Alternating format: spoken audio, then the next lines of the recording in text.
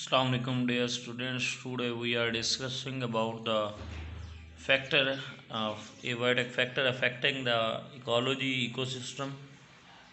तो आज हमने जो डिस्कस करना था वो है adaptation in zero cells. Adaptation in zero cells means dry land पे एनिमल्स कैसे सर्वाइव करते हैं, उनके अंदर कौन सी अडेप्टेशंस होती हैं, इसको हमने देखना है. तो इसमें बताता है कि सबसे पहले तो ड्राउट इवेडर्स क्या हैं. ड्राउट इवेडर्स वो एनिमल्स होते हैं जो कि अनफेवरेबल कंडीशंस में अपने तमाम जो एक्टिविटी होती हैं उनको सीज़ कर लेते हैं, जबकि फेवरेबल कंडीशन में वो ग्रो करना शुरू कर देते हैं. इनका लाइफ स्पैन जो है वो चंद मंथ्स का होता है. फिर जब अनफेवरेबल कंडीशन आती हैं यानी कि हॉट कंडीशन आती हैं उसमें वो अपनी वेजिटेशन वगैरह रोक देते हैं. जैसे हमने कल देखा था कि वो सीड बना लेते हैं और सीड जो है वो अनफेवरेबल कंडीशन को रोक सकता है. तो ये बात यहाँ पर आप बताएंगे. फेवरेबल कंडीशन में फिर वही सीड जर्मिनेट होगा और नया प्लांट बनना शुरू हो जाएगा.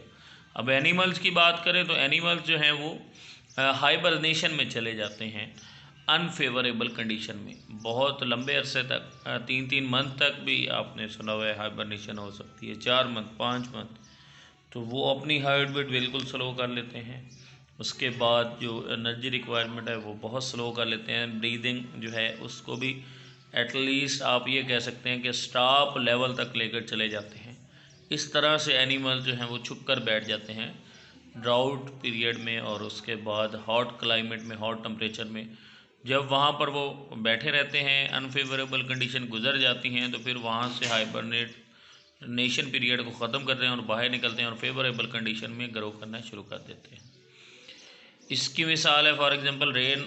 जब आप देखते हैं डेजर्ट में या आम इलाकों में भी हम देखते हैं ड्यूरिंग समर्स, जब समर्स आती अगर बारिश आए तो पतंगे वगैरह इंसेक्ट्स बहुत सारे नए नए जानवर देखने को मिलते हैं. वो ज़मीन में हाइबरनेट हुए होते हैं, छुपे हुए होते हैं. जब बारिश आती है तो वो सारे जानवर बाहर निकल आते हैं. ये यहाँ पर आपने बताना है. इसी तरह से बर्ड्स की बात आप यहाँ पर बता सकते हैं कि बर्ड जो हैं वो रिप्रोड्यूस ही नहीं करते हॉट क्लाइमेट में.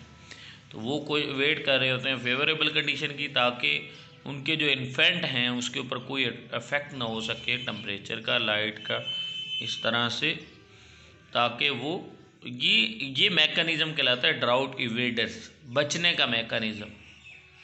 उसके बाद है ड्राउट रेजिस्टर. अब रेजिस्टेंस कहते हैं मज़ाहमत को. ये वो जानवर हैं जो अपने अंदर मज़ाहमत क्रिएट कर चुके हैं, अपने अंदर एडेप्टेशन क्रिएट कर चुके हैं ड्राउट की.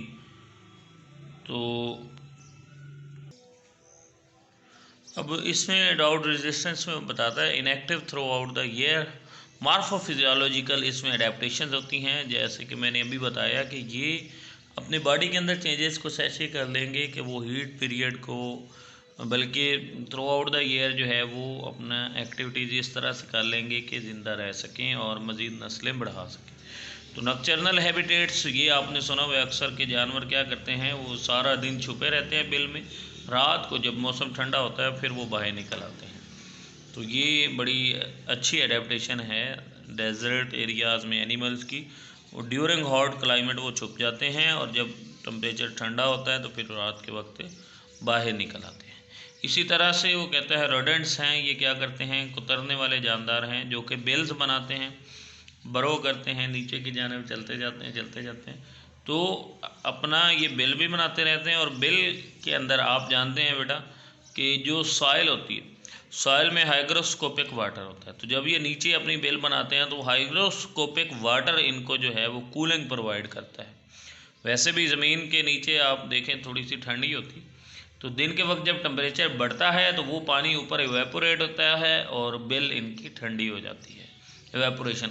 इसकी बड़ी इम्पोर्टेंट मिसाल है कि जो आज कल तो ये नए मकान बन चुके हैं, पुराने मकान जो हुआ तक करते थे कच्चे मकान मट्टी वाले, तो वो ठंडे होते थे ऑटोमेटिक जनाब, कोई एसी की ज़रूरत नहीं, वैसे ही ठंडे होते थे.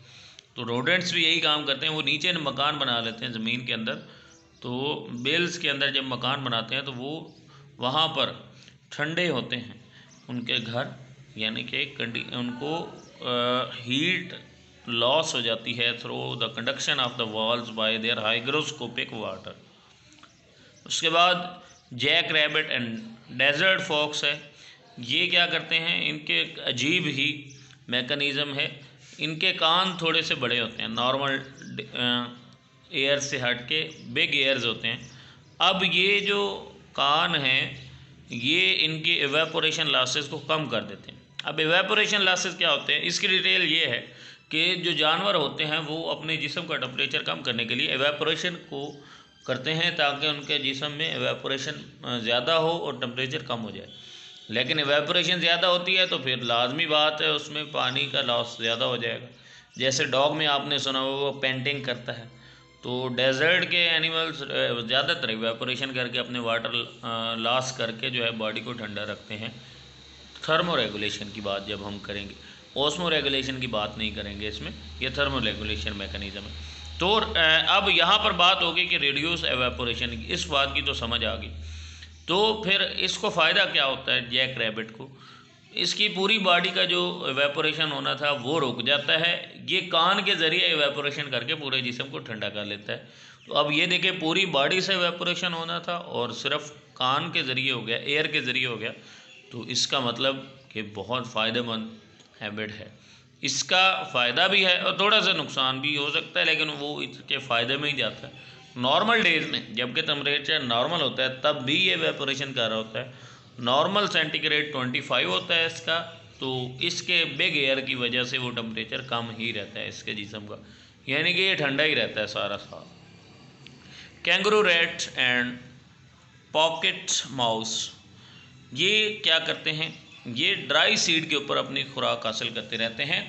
अब इसमें जो है वो आपको पता है कि सीड के अंदर कार्बोहाइड्रेट्स होते हैं स्टार्च की फॉर्म में, तो ये उसको कन्वर्ट करता है अपनी खुराक में ग्लूकोज में और उसी खुराक से हासिल करता है मेटाबॉलिक वाटर, पानी हासिल करता रहता है, पानी पीने की इसे ज़रूरत ही नहीं पड़ती। तो कैंगरू रैट और ये पॉकेट माउस को प्लांट के सीड, जो कि हमने कहा था कि इनएक्टिव रहते हैं इन द अनफेवरेबल कंडीशन, उन अनफेवरेबल कंडीशन में वो सीड खाकर ये ज़िंदा रहते हैं। नॉर्मल डेज में तो फिर हर चीज़ अवेलेबल होगी, तो पानी जब बारिश होगी तो ये पानी पी लेते हैं, अदरवाइज सीड से ही अपना पानी हासिल कर लेते हैं और ख़ुराक भी हासिल करते रहते हैं। उसके बाद आ गया sweat gland and mammals and living in desert. तो इसमें वो बताता है कि ये तो बड़ी इंपॉर्टेंट और अच्छी मिसाल है, आप जानते भी हैं। स्वेट ग्लैंड वो पसीने वाले ग्लैंड जो होते हैं, ये क्या करते हैं, जिस्म स्किन के ऊपर से पसीना निकालते हैं और जैसे ही वाटर रिमूव होता है बॉडी से, पीछे रिमूव हो जाने के बाद जो है इवेपोरेशन हो जाती है। अब आपने इसमें जो है ना हीट ऑफ एवेपोरेशन और एवेपोरेशन के बारे में एक बड़ा जर्नल सा रूल पढ़ा हुआ है कि इवेपोरेशन काजेज कूलिंग किसी भी एनिमल में। बल्कि आप ये देखें कि ज़मीन के ऊपर भी हम पानी फेंकते हैं शाम के वक्त, तो जितनी भी हीट होती है वो पानी तो इवेपोरेट होना है, तो वो हीट इवेपोरेट हो जाती है, पीछे ज़मीन ठंडी हो जाती है। तो इसलिए हम अक्सर क्या करते हैं कि इसको इवेपोरेट कर देते हैं।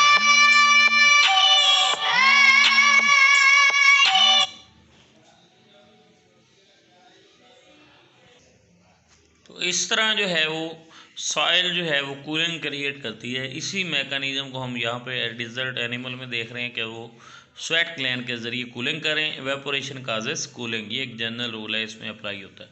Scorpion, snakes and lizards impermeable to skin to prevent water loss.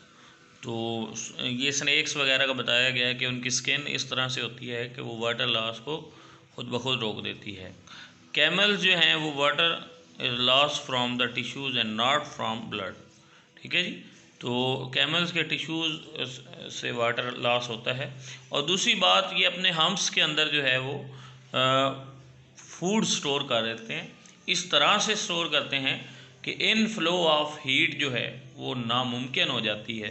तो यानी कि जैसे हमने ब्लबर का सुना था कि मैमल्स के अंदर है, वो एक इंसुलेशन लेयर क्रिएट कर देती है। तो यहाँ पर इसके बम्प्स जो हैं, हम्प्स जो हैं, हम्प्स कहते हैं इसकी बैक साइड पे कुछ फूला हुआ हिस्सा आप देख सकते हैं, उसको कहते होते हैं, अंदर की जानिब होता है जो इसमें जो है